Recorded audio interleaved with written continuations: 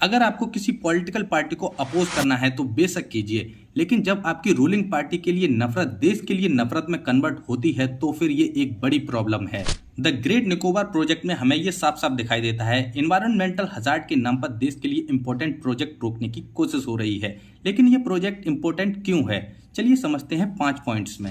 आज सिचुएशन ऐसी है कि चाइना स्टिंग ऑफ पल्स के जरिए इंडिया को सराउंड करना चाहता है। अलग अलग जगहों पर चाइना ने अपने बेसिस बनाए हुए हैं। चाइनीज सबमरीन्स इंडिया पर स्पाई करती रहती हैं। चाइना ने अपने नेवल प्रेजेंस को बे ऑफ बंगाल में ऑलरेडी बहुत बढ़ाया हुआ है।